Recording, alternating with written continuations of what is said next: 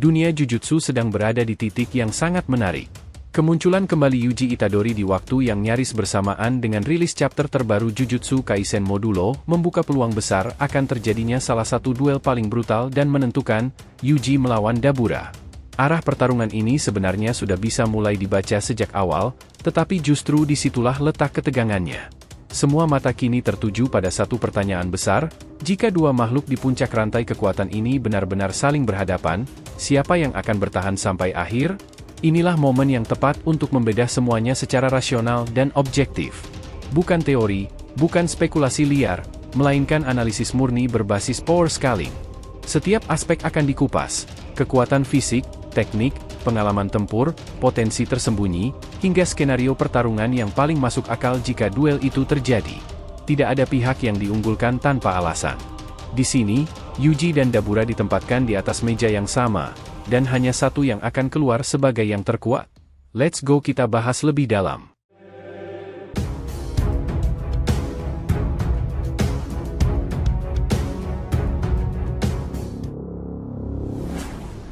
Oh iya, biar terus bisa berinteraksi dengan kalian, subscribe dan bantu ramein video ini ya sob. Yuk, kita masuk pembahasannya. Pertarungan Yuji melawan Dabura sebenarnya sudah hampir bisa ditebak arahnya, dan menurut pandangan ini, hasilnya bahkan bisa dibilang sudah selesai sejak awal. Dengan rilis Jujutsu Kaisen Modulo Chapter 17 yang tinggal menghitung jam, besar kemungkinan Yuji akan kembali muncul ke panggung utama.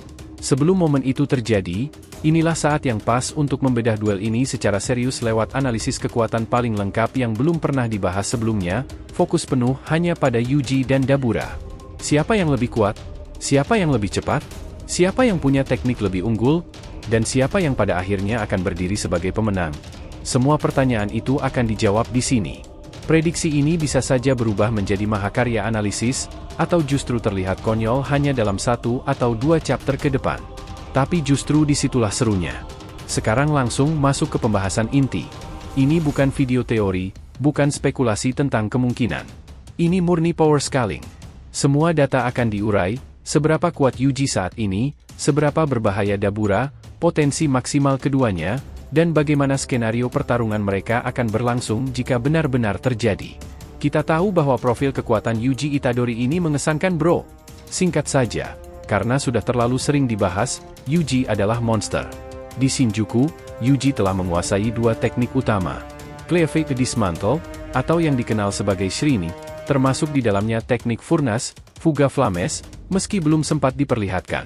Selain itu, ia juga menguasai Blood Manipulation.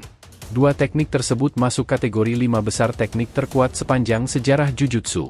Dan karena sekitar 80% potensi penyihir berasal dari teknik, maka hanya dengan memiliki dua teknik level ini saja, potensi Yuji sudah berada di kelas abnormal. Itulah alasan kenapa Uraume sampai percaya bahwa potensi Yuji setara dengan Sukuna. Apalagi Yuji juga membawa sebagian jiwa Sukuna melalui ikatan kembarannya. Secara fisik, Yuji bukan manusia biasa. Ia adalah Black Flash Prodigy, satu-satunya karakter yang mampu memicu Black Flash seolah-olah atas kehendaknya sendiri. Ia memegang rekor jumlah Black Flash terbanyak dan Black Flash berturut-turut terbanyak sepanjang seri. Penguasaan jiwanya pun sudah mencapai level ekstrim.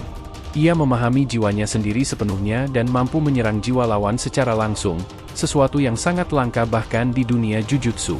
Energi kutukannya sangat besar, pengendaliannya halus, outputnya brutal, dan yang paling mencengangkan, Reverse Curset Technique Yuji adalah yang paling efisien di antara semua karakter utama. Setelah memakan saudara-saudaranya, Yuji kini memiliki fisiologi Death Painting. Berbeda dengan Gojo, Yuta, atau Sukuna yang menghabiskan energi sangat besar untuk penyembuhan, Yuji cukup mengubah kurset energi menjadi darah, membuat regenerasinya murah, cepat, dan jauh lebih efektif dibanding penyihir lain. Belum lagi fakta bahwa ia memiliki domain expansion.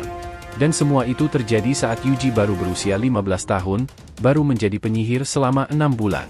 Kini, Yuji telah memiliki 68 tahun pengalaman tambahan, tubuh abadi, dan desainnya tetap berada di puncak kondisi fisik. Gojo sendiri pernah menyatakan bahwa Yuji di usia 30 akan melampaui dirinya. Maka Yuji usia 68 yang masih berada di puncak jelas berada di atas Gojo dan Sukuna, makhluk yang benar-benar berada di kelas berbeda. Sementara itu untuk profil kekuatan Dabura juga tak kalah nih. Dabura secara konsisten digambarkan berada di level Honored One. Ia berkali-kali dibandingkan langsung dengan Ryomen Sukuna, baik lewat dialog karakter lain, gaya penceritaan, maupun visualisasi kehancuran yang ditampilkan. Saat melawan Mahoraga, Dabura meratakan kota tanpa usaha berarti. Dari sisi destruktif murni, tidak ada karakter di Jujutsu Kaisen yang mendekatinya. Bahkan Gojo dan Sukuna pun kalah dalam skala kehancuran wilayah. Sukuna mungkin lebih mematikan secara teknis, tetapi dari sisi area of effect, Dabura adalah yang paling ekstrim. Teknik cahaya miliknya, dikombinasikan dengan teknik misterius yang belum diberi nama, menjadikannya makhluk kehancuran murni. Ada teori bahwa ia menggabungkan dua teknik tersebut, cahaya dan teknik blank, yang menambah massa serta intensi membunuh, namun belum ada konfirmasi apakah itu sudah digunakan sepenuhnya atau justru belum diperlihatkan sama sekali. Jika teknik itu belum muncul, maka apa yang akan datang bisa menjadi sesuatu yang benar-benar gila. Kita tahu bahwa emang ada perbedaan sistem kekuatan. Ada satu celah besar. Makhluk alien seperti Dabura tampaknya tidak memahami sistem binding Vow, sementara Yuji sangat menguasainya. Itu berarti Yuji memiliki fleksibilitas strategis yang jauh lebih besar. Soal domain expansion, belum ada kepastian apakah Dabura memilikinya atau tidak. Ini masih menjadi misteri besar. Namun satu hal yang sudah pasti, Dabura memiliki Third Eye. Sekarang, yang masih jadi tanda tanya besar adalah, apakah kemampuan mata ketiga ini cuma milik ras Rumelian saja, atau semua bangsa Sumerian yang punya mata ketiga bisa mengaktifkannya? Tapi satu hal sudah jelas, ketika mata ketiga itu terbangun, seperti yang kita lihat pada Maru, lonjakan kekuatannya gila-gilaan. Karakternya bisa berubah jadi benar-benar brutal, seperti mode lepas kendali. Kalau ternyata Dabura juga punya kondisi serupa seperti Maru, dan kemampuan ini bukan cuma eksklusif Rumelian tapi berlaku untuk seluruh Sumerian, maka level kekuatan Dabura sebenarnya jauh lebih tinggi dari yang selama ini kita lihat ketika melawan Mahoraga.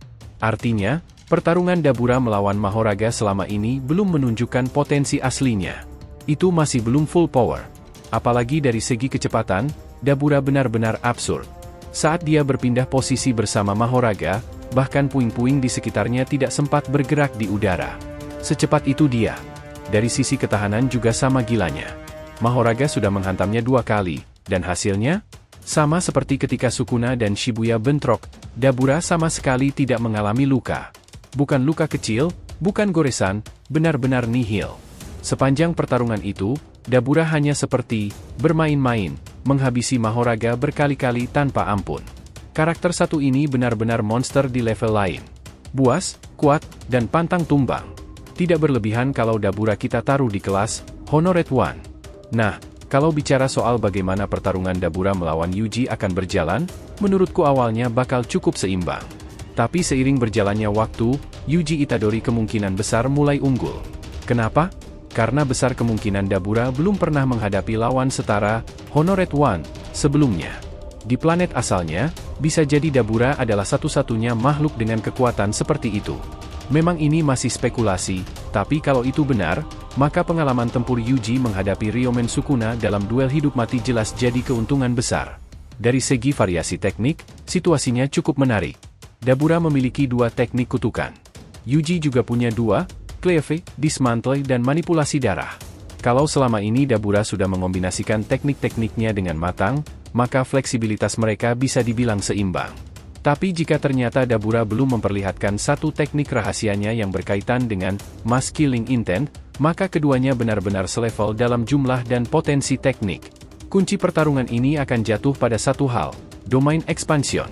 Pertanyaannya, apakah Dabura memiliki domain?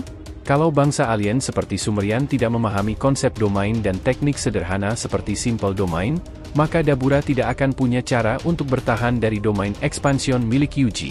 Tapi domain Yuji juga tidak akan langsung menghabisi Dabura. Ingat, Sukuna pernah menjebak Gojo di dalam domain tanpa teknik kutukan, dan Gojo tetap bertahan hanya dengan ketahanan fisik. Tubuhnya penuh luka, tapi dia tidak tumbang. Karena Dabura berada di level Gojo dan Sukuna, ia juga mampu menahan efek domain meski tubuhnya akan tercabik dan berdarah hebat. Kalau membandingkan statistik fisik murni, Yuji mungkin sedikit unggul. Namun dari segi daya hancur murni, Dabura punya keunggulan. Kecepatan? Kemungkinan besar seimbang. Mereka akan saling kejar dan bertabrakan di level yang sama brutalnya. Tapi manipulasi darah milik Yuji menjadi faktor penentu besar. Teknik ini sangat fleksibel. Yuji bisa meningkatkan kekuatan fisiknya sendiri, memperkuat otot dan refleksnya, sekaligus menyerang dari jarak menengah bahkan jarak jauh. Fleksibilitas inilah yang memberi Yuji banyak opsi selama pertarungan. Selain itu, Yuji juga mampu memberikan damage pada jiwa. Kita tidak tahu apakah Sumerian memahami konsep jiwa mereka sendiri atau tidak.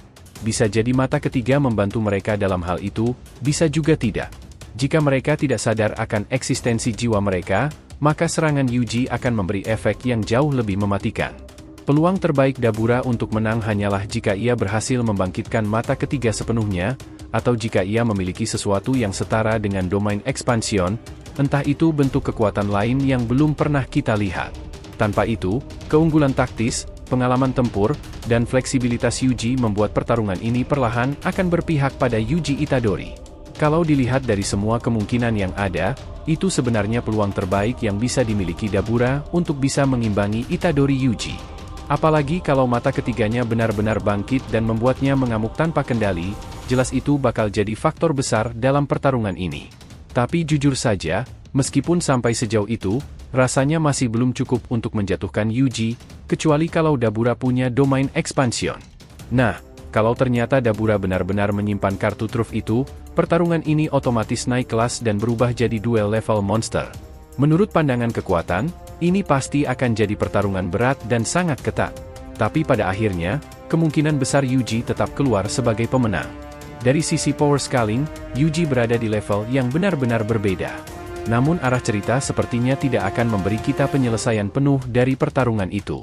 Kemungkinan besar Yuji dan Dabura akan bentrok, bertarung habis-habisan, tapi klimaksnya tidak langsung diperlihatkan. Banyak yang berteori Yuji bakal mati di sini, mendapat ending yang sempurna untuk karakternya. Tapi kalau dipikir-pikir, itu terasa terlalu ekstrim. Bayangkan saja, Yuji muncul di Modulo, baru benar-benar turun ke medan tempur, tampil sebagai sosok terkuat, lalu tewas hanya beberapa chapter kemudian oleh Dabura. Itu bukan tragedi yang indah, itu bencana naratif. Rasanya pembaca bakal ngamuk kalau skenario seperti itu benar-benar terjadi.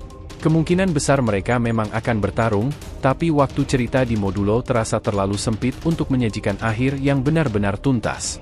Satu-satunya cara pertarungan itu bisa selesai cepat adalah jika Yuji berada di level yang jauh melampaui Sukuna, Gojo, dan Dabura sekaligus, dan menyudahi semuanya dalam waktu singkat. Dan jujur, skenario itu masih sangat mungkin, karena sejauh ini Yuji memang tampak berada di puncak rantai kekuatan. Yah, jika itu terjadi bakalan menarik banget sih. Kita tunggu aja kelanjutan pastinya nanti nakama. Terima kasih banyak telah mengikuti cerita ini sampai akhir. Jika ada yang ingin ditanyakan silahkan ya, feel free tulis di kolom komentar di bawah ini teman-teman. Thanks ya, telah menonton video ini and we'll be coming back again.